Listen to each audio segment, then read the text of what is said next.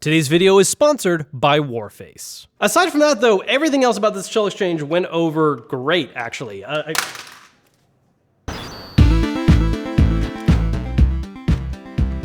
Yeah, let's plug it into something and see if it catches fire. One of my favorite kind of simple mods to use with the Nintendo Switch is a shell exchange. It's something that we've done a lot on this channel and is really popular to do for the Joy-Cons on the Switch. You can also do it for the back of the main Switch body and for Pro Controllers, where you can get custom colors or special edition designs that Nintendo isn't making yet and just do it yourself. Well, a new option was brought to my attention that I just had to charge ahead and do right away, and that's a shell exchange for the Nintendo Switch Lite, which, as you may have guessed, is a little more difficult than some of the other options out there, but the final results are awesome looking. Now, I actually first saw this shell exchange mod from another YouTuber by the name of Retro Future. He and I were talking about it, and he did coverage of the clear design that he did a swap for, and I just saw there was Atomic Purple choice and had to do it. Now, if you're not familiar with the color Atomic Purple, it's actually a color choice that Nintendo used in the late 90s for a couple different controllers and systems. It's probably most popularly known for the Game Boy Color, which I absolutely love the color of. There's a couple other times they used it like a controller for the N64. I think it's just one of the most iconic clear colors that Nintendo has used aside from the Fantastics on the N64, but it's something that they don't really use anymore, and I feel like a lot of people want to see come back. Now, in the case of the shell exchange, obviously this is not an official Nintendo product, so how it compares color-wise to the official Atomic Purple is a little bit different. The purple's a bit more saturated. It's a more intense purple that stands out. It's not quite as faded as the Game Boy Color looks. It's not just a matter of age, it's just that this is a slightly more kind of cloudy look to it. Also, the Game Boy Color option and all the Nintendo official ones are a matte finish, whereas this plastic is a gloss, which does give a different feeling to the Switch Lite. We'll talk about that a little more later, but it does have a bit of a different look compared to official Nintendo Switch Lite options, aside from the obvious fact that it's, transparent. Now, when you're looking at doing something like a shell exchange, the amount of work involved varies by what product you're working on. In the case of something like a Switch Pro controller or just the back of a regular Switch, it's a pretty easy, straightforward process. But for something like a Joy-Con, for example, that takes a bit more work. That was in fact the first thing that I did a shell exchange for with very little experience deconstructing stuff. And while there were certainly some mishaps, in the end, I still was able to make some working Joy-Cons with a bit of effort and a lot of care put into it. Before moving on, I want to take a second to thank Warface for sponsoring today's video. Warface is a dynamic first-person shooter that you can play for free on Xbox One, PS4, PC, and now the Nintendo Switch.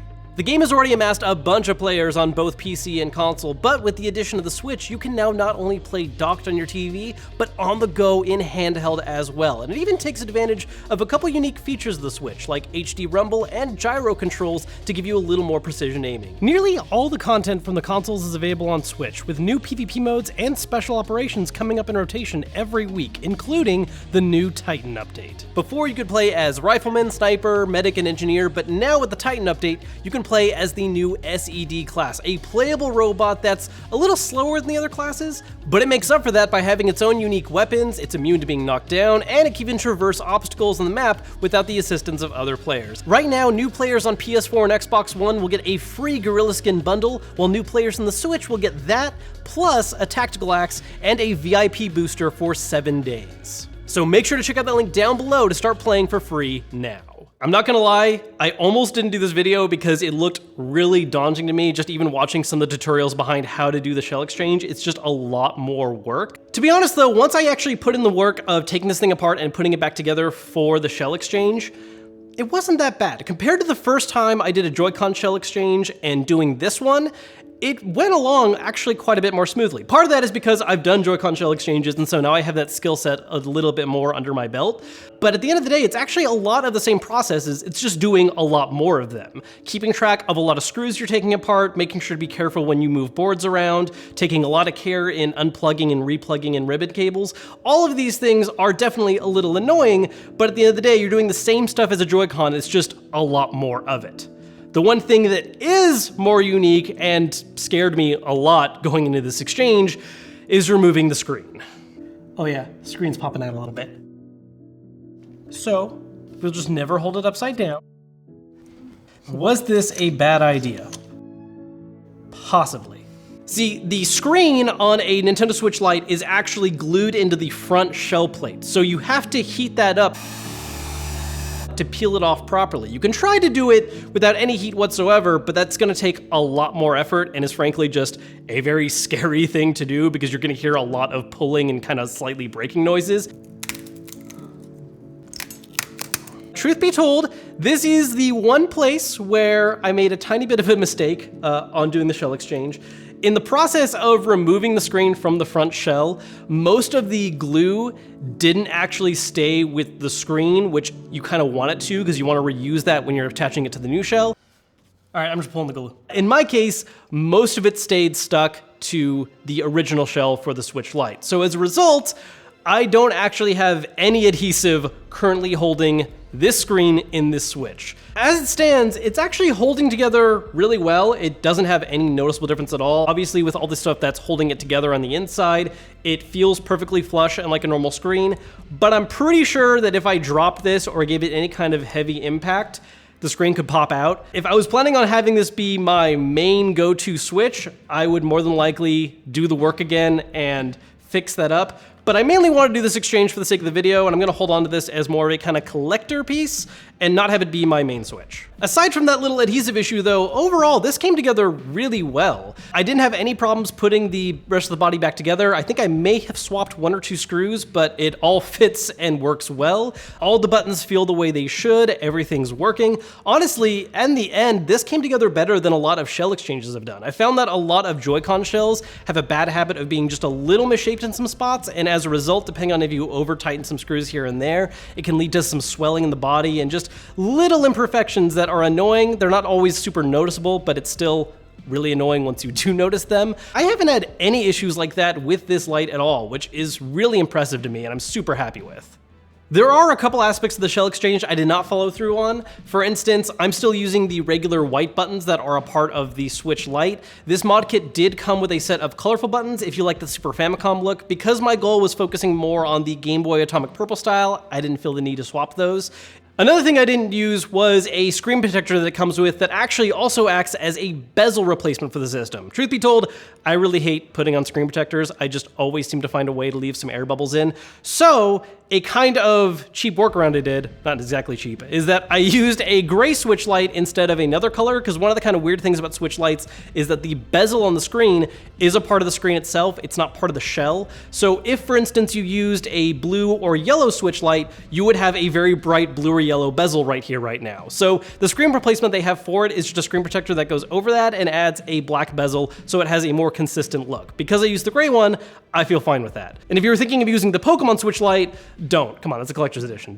Please don't do that. Overall, I am super happy with how this shell exchange came out. If I wanted to take it a step further, I would track down some alternate buttons, sticks, and shoulder buttons so I could actually have black ones that match that Atomic Purple aesthetic. I just really like that design, but the white does work really well with this as well.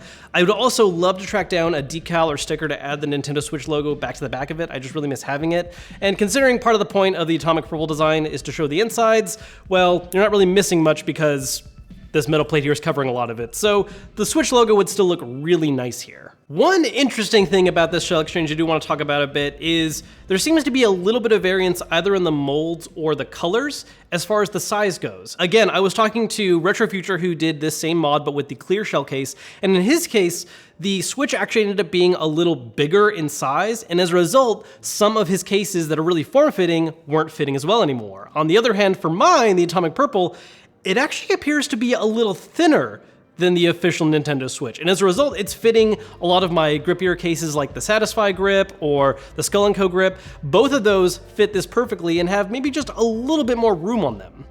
I don't know if this is a difference in just the specific ones we got. I don't know if it's tied to the color, but it is something worth noting that if you decide to order this and go through with it, it may not perfectly fit other accessories that you've been using. If you've done Joy-Con shell exchanges and you feel comfortable with those, this honestly isn't that much more difficult. Again, there is a greater fear involved because if you do something wrong, you're out a lot more money and a full-blown Switch. But if you're used to that work and you feel good with it, it's just doing a lot more of the same tasks. The only additional new thing that is a bit scary is removing the screen, but as long as you use some kind of heat source like a hairdryer or a heating mat, something to warm that glue up, it's not that bad to remove it. Just don't be like me and actually try to do a better job of keeping the glue sticking to the screen and not the old shell. And on that note, is this something I recommend someone to do?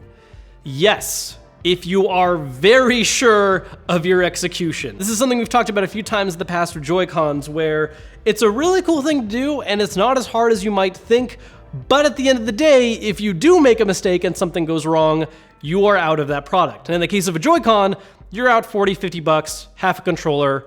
Yes, it sucks, but you can go buy another one. In the case of your Switch, if it's your only Switch, you're not looking to just start buying a ton of them, that's something a lot scarier. You know, if that's your main system, if you accidentally brick it, if your save data isn't properly backed up, this is something that's a lot scarier to work on, and obviously by doing it, you are definitely voiding the warranty that Nintendo is giving you. If you are willing to take the risk, I think this is a super cool shell design. I love that atomic purple look, and until Nintendo hopefully someday brings an official version of this to the market, this is the only way you're going to be able to get one. If you want something similar but a little different, make sure to check out Retro Future's video where he did the clear shell swap instead. You can see how that one compares to the atomic purple, and don't forget to check out that link down below in the description for Warface and start playing it for free.